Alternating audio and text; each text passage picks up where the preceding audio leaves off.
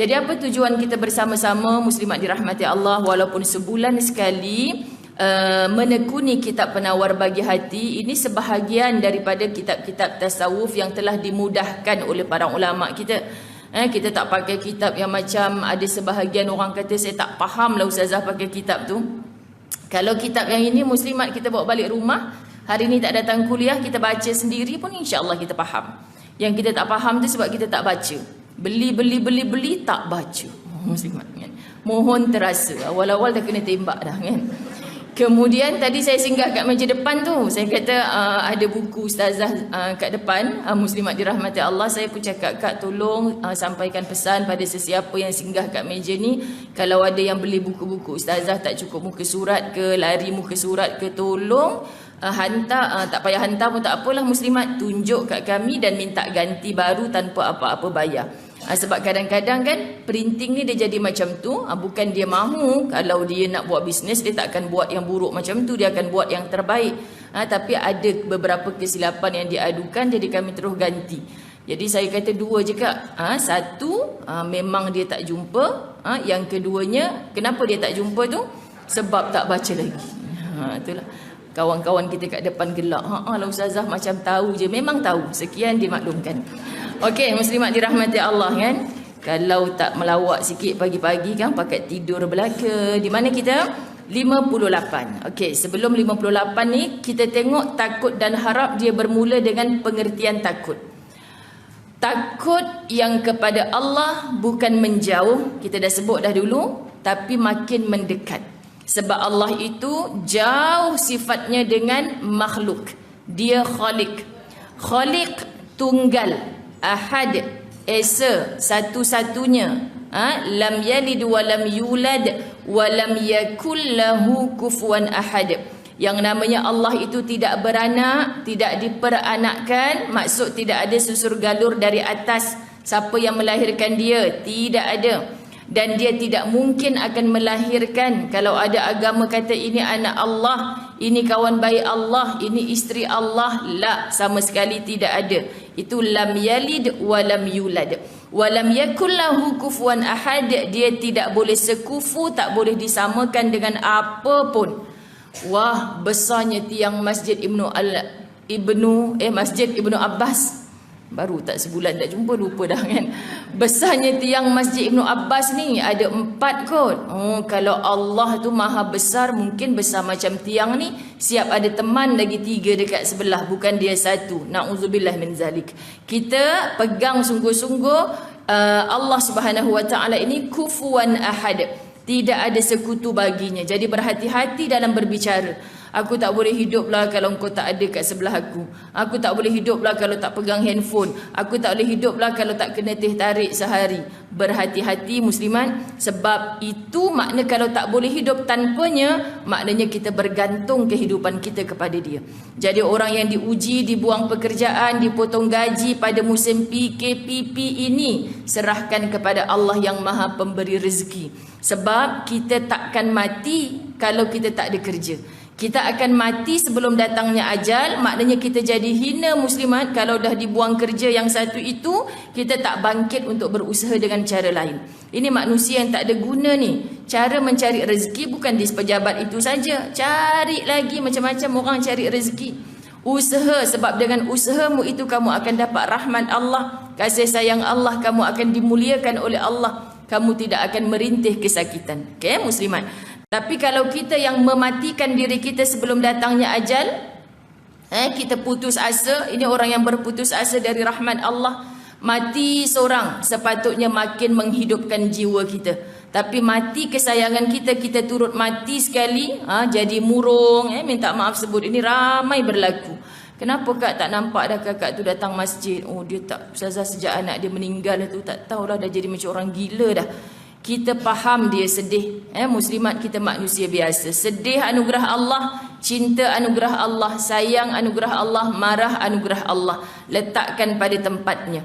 Kalau kita marah jangan sampai berbunuh-bunuhan, putus silaturahim. Sebab kalau orang ambil hak kita, kita berhak marah juga dengan caranya. Bukan orang duk aniaya kita kata buatlah lagi, aku suka je kau buat kat aku macam tu. Itu dah syasyat akal lah kalau macam tu muslimat. Kita kena pertahankan hak kita. Orang nak masuk rumah kita ambil barang kita, penat-penat kita beli barang ni muslimat. Kalau kita nak sedekah cara lain, tapi dia nak merampas hak daripada kita, kita kena pertahankan. Di situ ada marah-marah yang insya-Allah diiringi oleh malaikat. Jangan marah yang saat iblis sedang bersama-sama dengan kita, marah yang akan membinasakan. Sedih pun anugerah Allah. Jadi bohonglah.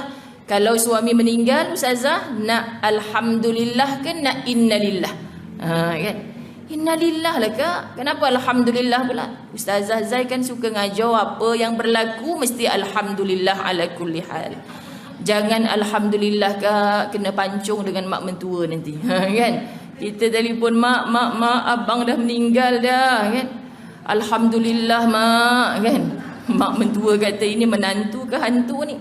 Kan? Innalillah dulu. Tapi kita sedih, rasa down, tak boleh bangkit muslimat. Kuatkan jiwa dengan alhamdulillah ala kulli hal.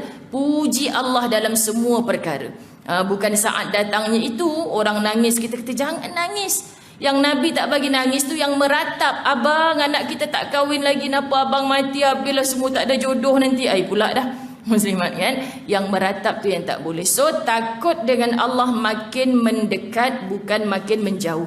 Tapi kalau kita takut dengan coronavirus, muslimat dirahmati Allah, tutuplah muka, topengkan hidung dan mulut kita bila bertemu. Nampak tak muslimat? Jagalah jarak muslimat. Hand sanitizer, basuh tangan selalu. Ini tanda orang yang benar-benar takut dijangkiti oleh coronavirus. Namun 10,000 dah hampir mangsa yang ada di Malaysia.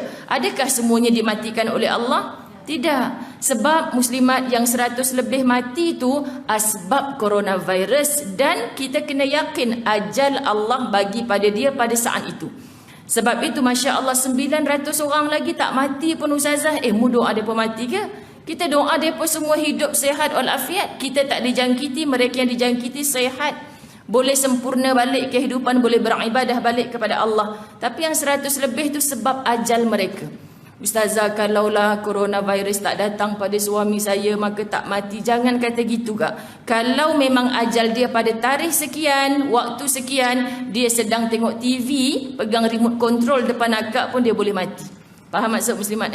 Ini tanda iman, kekuatan kita bergantung dengan Allah. Sebab kesian ada orang yang berkalau-kalau, anak saya tak pergi keluar naik motor, tak kena langgar lori, mati ustazah. Tak cik, ajal dia tiba dah. Lalu Allah jadikan itu sebagai asbab. Sebab kalau Allah tak jadikan asbab pun jadi fitnah dunia pula muslimat. Pelik ni. Duduk saja-saja boleh mati. Orang bercakap juga tak muslimat? Bercakap. Sedangkan sihat pun boleh kena ajal, sakit pun boleh kena ajal sebab kita orang yang hidup. Dan orang yang hidup ini sedang dalam perjalanan menuju mati. Okay, muslimat. Jadi kalau hari-hari kita dihidupkan Allah, ingat mungkin subuh kejap lagi terakhir. Mungkin ini kuliah yang terakhir. Kita akan buat sungguh-sungguh. Nak tidur pun takut. Sekian dimaklumkan. Macam itulah muslimat. Okay? Baik, kita sambung. Ustazah Zai ni pelik-pelik ni, kalau dah lama tak datang dia jadi gitu. Pengertian haram. Bila agama mengajarkan kita ada khauf, takut, orang beriman itu pasti ada rajak. Sebab bahaya takut saja muslimat. Takut saja bahaya. Kan? Apa yang takut sangat ni? Cuba kita tengok kitab ni kata apa. Sifat takut yang berterusan, takut yang berterusan, sebab sebelum ni kita belajar tentang takut, pasangan kepada takut kepada Allah bagi orang beriman adalah raja', pengharapan. Jadi kitab ni bahas sifat takut yang berterusan juga menyebabkan seseorang itu jadi jemu dan tidak mampu untuk berusaha untuk ikhtiar. Faham muslimat dirahmati Allah? Takut je kan? Jom kak pergi, kita ada satu projek besar ni.